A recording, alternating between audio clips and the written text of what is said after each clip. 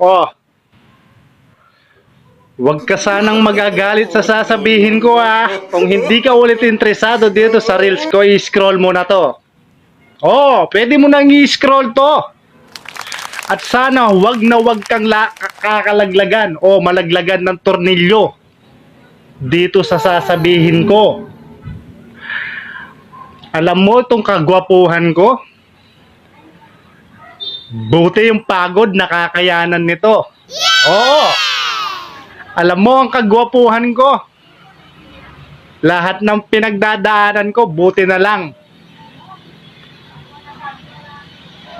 Nakakayanan ng kagwapuhan ko. Wow! Kaya ikaw, bempam panalaksing sakpumpung parang sung nalarakakak takak wakak takaka.